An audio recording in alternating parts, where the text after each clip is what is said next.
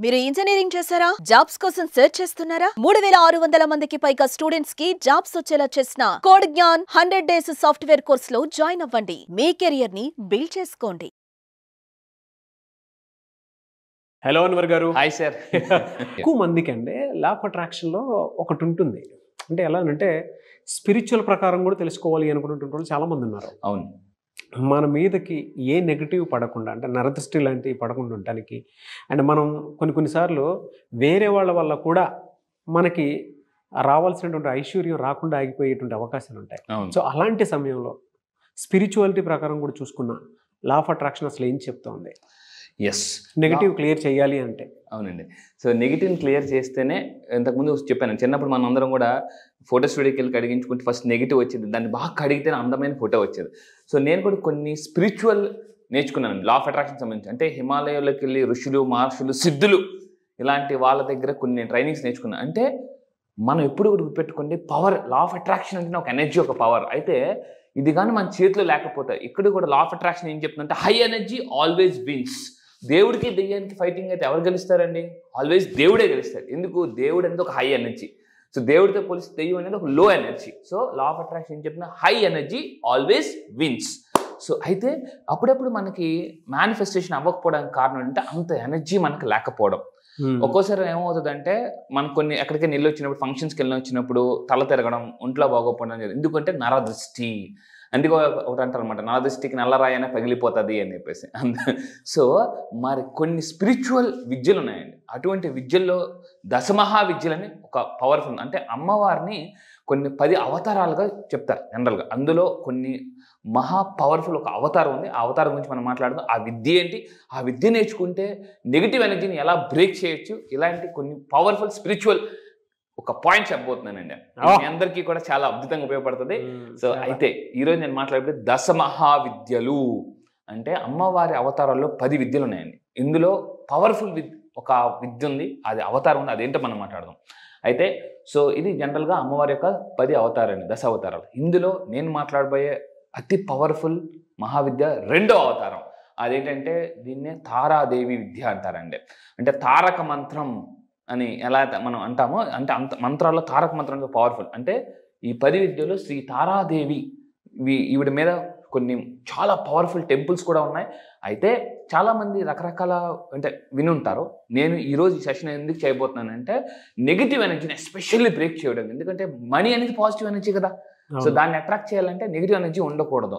So అయితే ఈ అమ్మవారండి నీలం కలర్లో ఉంటారు, నీలం కలర్లో ఉంటారు. సో ఈవిడ 2వ విద్య, అంటే 2వ విద్య ఈవిడికి సంబంధించిన విద్య తారాదేవి. ఈవిడ నీలవర్ణంతో ఉండే విద్య ఈవిడైతే. ఇక్కడ కూడా మన 9 వచ్చింది చూడండి. మనం ఈరోజు నెక్స్ట్ 9వ బ్యాచ్ చేయబోతున్నాం.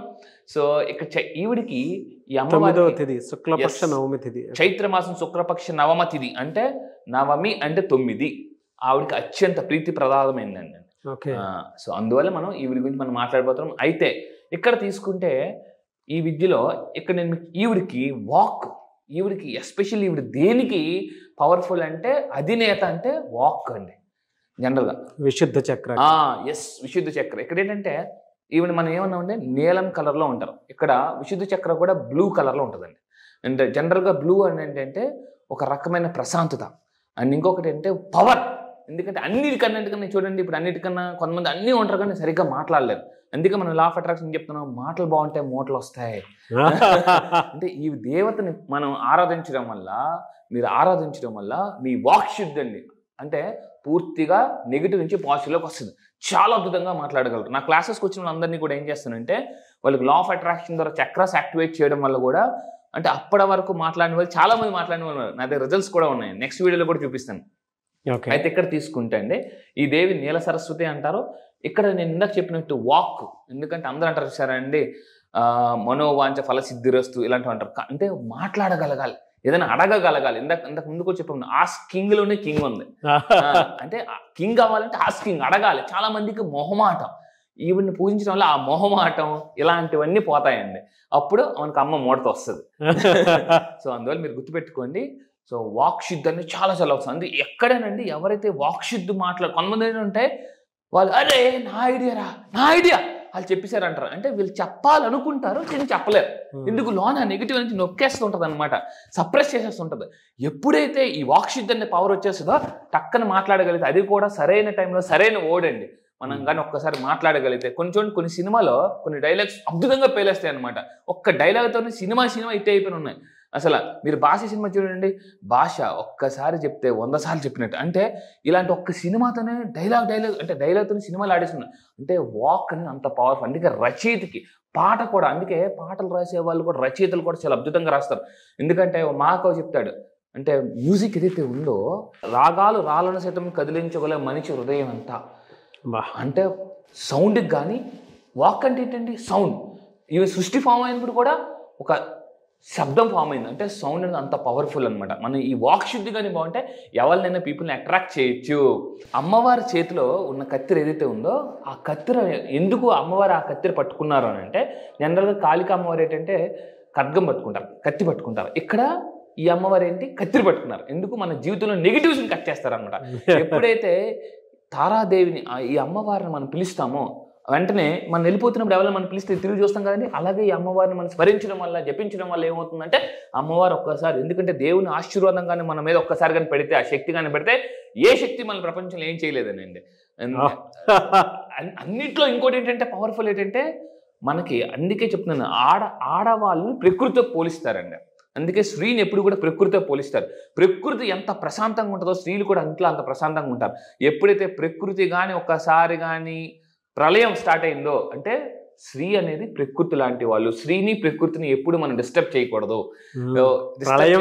ప్రళయం ఇంకా మామూలు కదా, అదో లెక్క అన్నట్టు. అంటే ఇంకొక విషయం ఏంటంటే, చాలా అంటే హిందూ మైథాలజీ కానీ కొన్ని పురాణాల్లో గ్రంథాలు ఏముందంటే, ఏ ఇంట్లో ఆడవారు అసంతృప్తిగా ఉంటారో ఆ ఇంట్లో నుంచి సంపద వెళ్ళిపోతుందండి, సంపద. సో అందుకేంటంటే ఎప్పుడు కూడా ఆడవాళ్ళని, అందుకే మన దగ్గర చాలా బాగా చెప్తారన్నమాట, ఎక్కడైతే స్త్రీ పూజింపబడుతుందో, గౌరవింపబడుతుందో అక్కడ సకల సంపదలు సృష్టించబడతాయి అని రాసి ఉందండి. అందుకే ఏంటంటే మనం ఎప్పుడు కూడా స్త్రీని గౌరవించాలి. చాలామంది కొంతమంది కామెంట్స్ చేస్తుంటుంటారు, నీ వల్ల కాదులే, నీకు అంత సీన్ లేదని చెప్పేసి. ఎప్పుడు కూడా ఎంకరేజ్ చేయకపోయినా పర్లేదు కానీ డిస్కరేజ్ చేయకూడదు. అందువల్ల మీ ఇంట్లోనే కాదండి, ఎక్కడైనా స్త్రీని గౌరవించాలి, ఆరాధించాలి. అది చాలా చాలా అవసరం అండి. అందుకే జనరల్గా ఏంటంటారంటే, ఆడవాళ్ళని దేవితో పోలిస్తారు. కోపం వస్తే కాళికాదేవి అయిపోతారు, ఒకప్పుడు రుద్రమదేవి, ఇలా అనమాట. అంటే ఆడవాళ్ళు అంత పవర్ఫుల్. అందుకే కొంతమంది ఏమన్నారంటే, ఆడవాళ్ళు వ్యక్తి కాదు శక్తి. సో అయితే ఇంకొకటి తీసుకుంటే అంటే మంత్రం ఉందన్నమాట. మరి తారాదేవి అమ్మవారి గారి యొక్క ఆశీస్సులను పొందనంటే ప్రతిదానికి మంత్ర అంటే ఏంటి, ఇంతకుముందు మనం చెప్పాం సాంస్క్రిట్లో మన్ ప్లస్ త్రా అంటే, మన్ అంటే మనసు, త్రా అంటే కంట్రోల్ చేసేది, మనసుని కంట్రోల్ చేసేది అనమాట, లగ్నం చేసేది ఒకవైపు అనమాట. సంపదల వైపు మనం మనసుని లగ్నం చేయాలంటే కొన్ని మంత్రాలు చదవాలి. అయితే ఏ మంత్రం, ఒక్కొక్క దానికి ఒక్కొక్క మంత్రం. ఇంతకుముందు చెప్పామండి, మన కుబేరుడికి ఒక మంత్రం ఉంది, తారాదేవి అమ్మవారికి ఒక మంత్రం ఉంది. ఏంటి ఆ మంత్రం అంటే, తారాదేవి అమ్మవారికి సంబంధించిన ఒక ప్రముఖ మంత్రం ఉంది. ఏంటంటే, ఓం తారే తుత్తారే తురే సోహా అని ఎప్పుడైతే ఈ మంత్రం మనం జపిస్తామో ఒక 9 సార్లు తారాదేవి అమ్మవారి యొక్క ఆశీర్వాదం మనం పొందబడతాం అని చెప్పేసి. ఇదే కాకుండా హీం శ్రీం క్రీం అనే మంత్రం కూడా జపించడం వల్ల కూడా తారాదేవి అమ్మవారి ఆశీస్సులు మనం పొందమని చాలా కొన్ని గ్రంథాలు కూడా ఉందండి. నెగిటివ్ వారా అంతా క్లీన్ అవుతుంది. ఎస్, ఎందుకంటే దేవుడి శక్తి ఏంటి, పాజిటివ్ శక్తి. జనరల్గా అది ఎప్పుడైతే వస్తుందో ఇంక మన చుట్టూ ఉన్న ఆరా మొత్తం క్లీన్ అయిపోద్దండి. ఆరా ఎప్పుడు కూడా మన లైఫ్లోకి సిచ్యువేషన్స్ కానీ పీపుల్ కానీ నెగిటివ్ పదే అట్రాక్ట్ చేస్తున్నాం అంటే ఏంటి దాని అర్థం, because of our aura. So ఈ ఆరా కానీ మనకి నెగిటివ్గా ఉంటే మనకి పదే నాకే ఎందుకు ఇలా జరుగుతుంది అని అనిపిస్తుంటుందండి. కొంతమంది ఎంత మేనిఫెస్ట్ చేసినా కూడా జరగదు. కొంతమంది చాలా అంటే తపస్సు చేసిన వాళ్ళు కూడా ఉన్నారు. అంటే తపస్సు ఏంటంటే 1 year 2 years బట్టి కూడా చేసిన వాళ్ళు ఉన్నారు. కానీ వాళ్ళకి ఎందుకు జరగదంటే, చాలా మంది అంటే సార్ నాకు జరగట్లేదు అని, బికాస్ సింప్లీ ఎనర్జీ అండి. ఎనర్జీ, నెగిటివ్ ఎనర్జీ ఆల్వేస్ మీకు గెలుస్తుంది. ఏ ఎనర్జీ మనలో ఎక్కువ ఉంటే అదే గెలుస్తుందండి. సో అయితే ఇక్కడ ఈ విధంగా మంత్రం జపించడం వల్ల మనకి ఈ మంత్రం ద్వారా తారాదేవి అమ్మవారిని పూజిస్తారు. సో అయితే తారాదేవి అమ్మవారిని సాధన చేయడం వల్ల ఏమవుతుంది, ముఖ్యంగా నరదృష్టి పోతుంది. ఎందుకంటే కొంతమంది ఎలా ఉన్నారంటే, వాళ్ళు బాగుపడరు, మనల్ని బాగుపడినవారు, చెడపకు రా చెడేవు అంటే వాళ్ళు ఏమవుతారంటే వాళ్ళకన్నా ఎక్కువ గ్రో అయిపోతున్నాం అనుకోండి, వెంటనే ఏదో ఒక అంటే అడ్డుసుతూనే ఉంటారు. మీ అందరూ గుర్తుపెట్టుకునే లా ఆఫ్ అట్రాక్షన్ ఏం చెప్తుంది అంటే, ఒక వ్యక్తి లేనప్పుడు వాళ్ళ గురించి మాట్లాడితే, నెగిటివ్గా మాట్లాడితే వాళ్ళ కర్మలన్నీ మన అకౌంట్లోకి వచ్చేస్తాయి.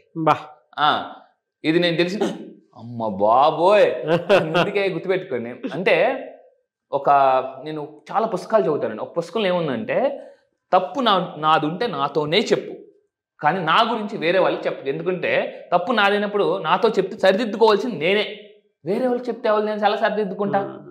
అందువల్ల ఏంటంటే మెయిన్ థింగ్, ఎప్పుడు కూడా ఒక వ్యక్తి లేనప్పుడు నెగిటివ్ మాట్లాడకండి. అండ్ ఇంకోటి ఏంటంటే నరదృష్టి, అంటే అవతలాడు బాగుపడిపోతున్నాడు అన్న ఈ గోల చాలా ఎక్కువ ఉంటుందండి బయట. సో దానివల్ల అంటే ఈ తారాదేవి అమ్మవారి సాధన వల్ల ఆ నరదృష్టి పోతాం. అండ్ ఇంకొకటి అంటే దివ్యజ్ఞానం, అంటే అన్నిటికన్నా దివ్యజ్ఞానం అనేది చాలా అవసరం. ఈ అమ్మవారి మంత్రం జపించడం వల్ల కానీ అంటే థర్డ్ ఐ యాక్టివేషన్ జరుగుతుంది. థర్డ్ ఐ వల్ల ఏమవుతుంది, ఏదైనా మనకి చెడు జరుగుతున్నప్పుడు మన 6th సెన్స్ యాక్టివేట్ అయిపోతుంది. 6th సెన్స్ యాక్టివేట్ అయిపోయి చెప్పేస్తుంటూ ఉంటుంది అనమాట, నీ వద్దు ఆ పర్సన్తో మాట్లాడకు ఇలా. అంటే దివ్య జ్ఞానం ఎప్పుడైతే, అందుకే చాలామంది ఋషులు మహర్షులు ఏం చేస్తుంటే ఇలాంటి తపస్సు చేసినప్పుడు మంత్రం జపిస్తుంటుంటారండి.